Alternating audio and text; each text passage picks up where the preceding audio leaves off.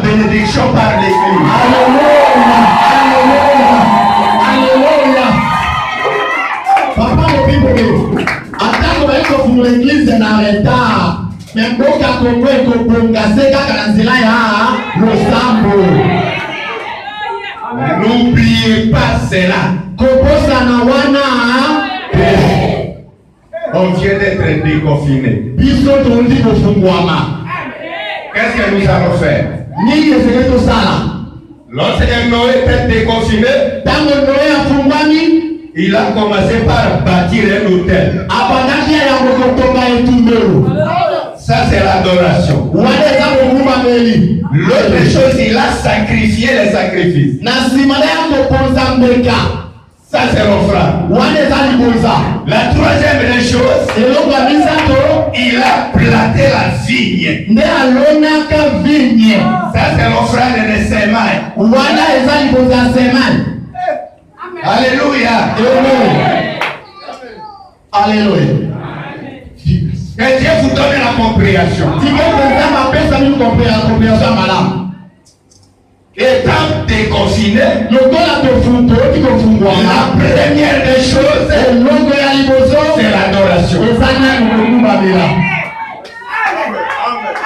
Aujourd'hui, nous allons passer beaucoup d'essais dans l'adoration.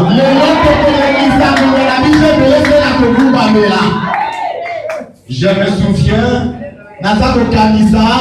lorsqu'on adorait Dieu dans notre cellule à Kingabwa,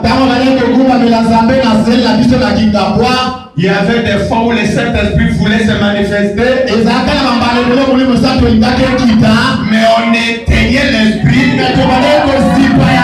à cause de la loi du pays. Mais maintenant, le Seigneur vient de nous donner l'autorité.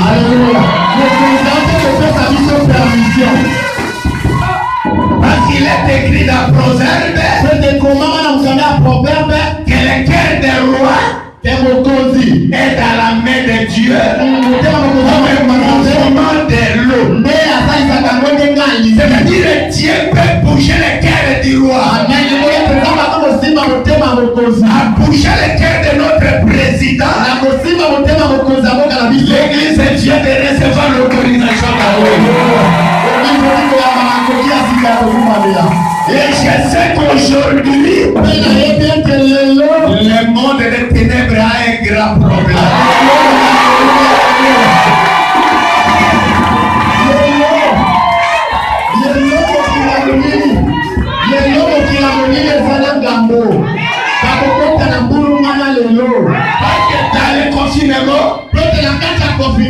La chose qui était trop combattue, la chose que le diable a beaucoup combattue, c'est l'adoration.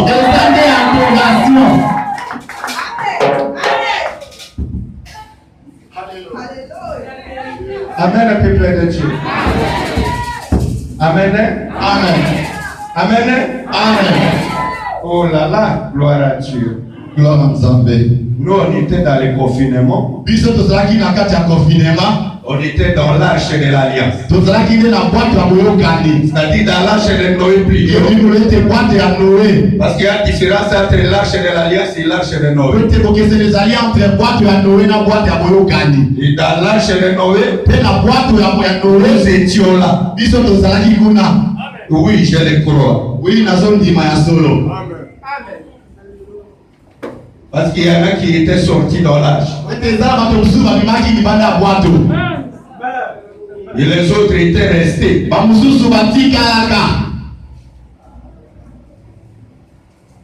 Amen. Amen. Lisons la parole de Dieu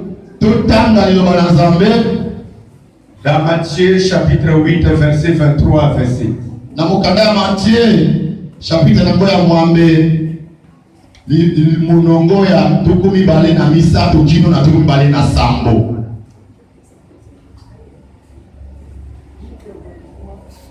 À 27. À 27. Matthieu. Bon, je peux lire même ici, vous traduisez directement. Ok.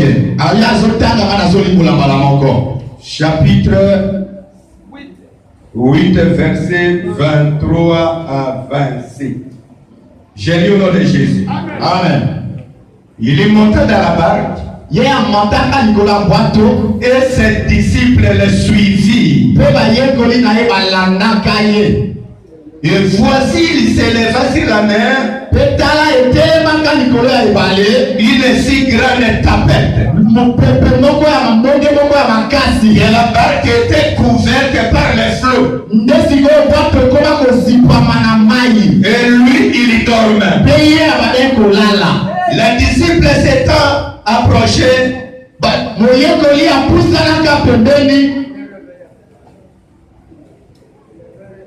je ne vois pas clair.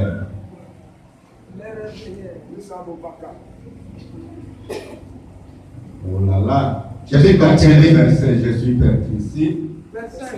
Verset 25. Les disciples s'étant approchés, le réveillèrent. Et dirent, Seigneur, sauve-nous, périssons. Il leur dit, pourquoi avez-vous peur? Gens de peu de foi. Alors il s'éleva, menaça les vents et il y eut un grand calme. Ces hommes furent saisis d'étonnement. Quel est celui-ci? Disait-il, qui obéissent même les vents et la mer.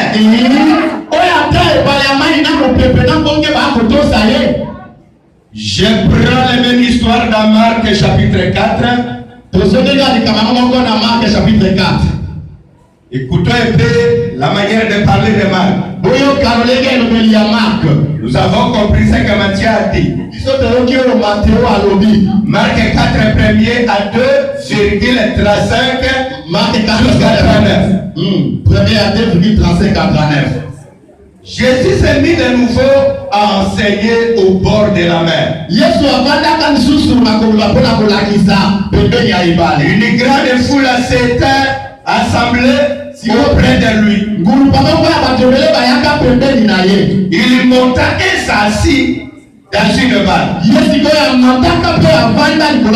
sur la mer. Toute la foule était à terre sur la rivage.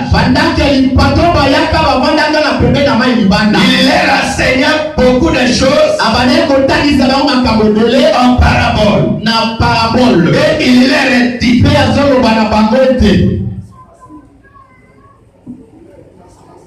il a dit dans son enseignement, verset 35, ce même jour, sur le soir, Jésus leur dit, passons sur l'autre bord. Après avoir renvoyé la foule,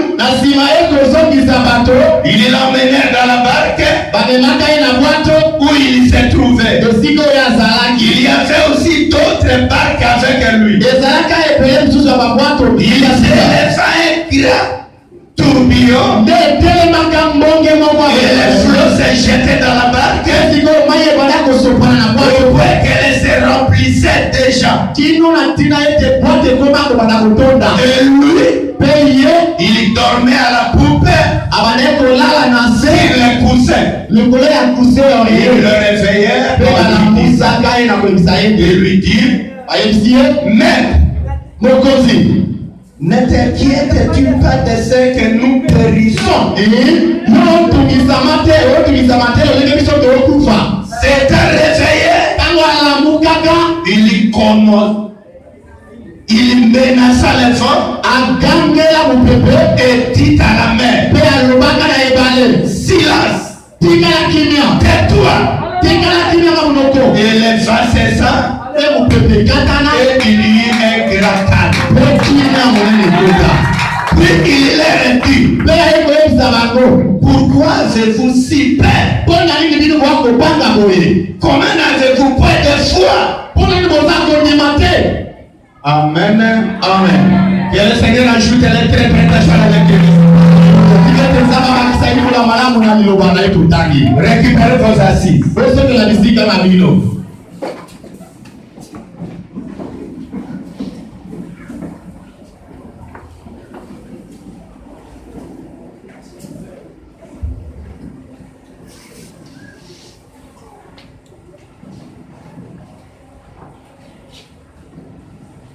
Amen. Amen.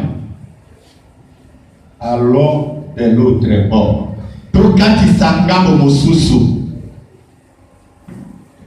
Passons de l'autre bord. Voilà l'exhortation de ce jour.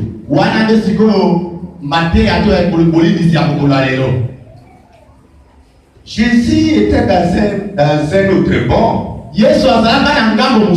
Dans ce premier bord, dans Marc 4 premier, il a enseigné.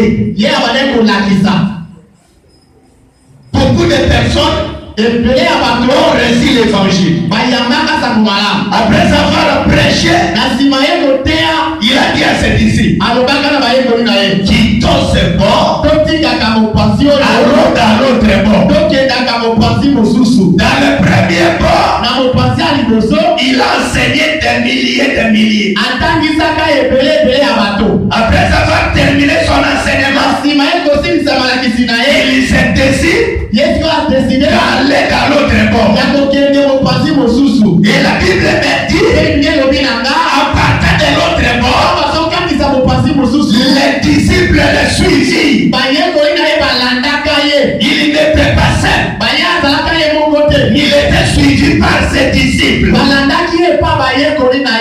En allant de l'autre bord, il était suivi par les disciples. Et la tapette les suivait. Alléluia. Un suiveur suivi. Donc, Amen. Ouvrez vos intelligences. Les disciples suivent Jésus. Et les enfants le suivent eux aussi. Un suiveur est suivi ne peut pas craindre. Parce que tu dois connaître celui que tu suis. Amen. Peu importe l'ampleur de celui qui te suit, ayez les yeux fixés sur celui que tu suis. Amen. Alléluia, peuple de Dieu. Amen. Arrivé de l'autre bord, dans le pays de Gadara, on trouve une seule personne qui était dans le cimetière. Une personne possédée. Il a quitté la foule pour venir sauver une seule personne. Ce Dieu de la Bible est compliqué. Pour suivre Dieu, il ne faut pas avoir la conscience essuyée. Alléluia. Amen. Il faut avoir une conscience pure. J'avance là où je pars. En quittant le premier bord pour entrer dans le deuxième bord, l'enfant s'élève. Avec quel objectif? Le Seigneur Dieu m'a dit de le suivre et d'aller quelque part. Je pars quelque part dans ma destination. C'est ce que Dieu m'a commandé. Mais à quitter la première position pour aller dans la direction indiquée par Dieu, la Bible dit un fa est élevé brusquement. Les obstacles de la vie n'annoncent pas ne rencontreront plus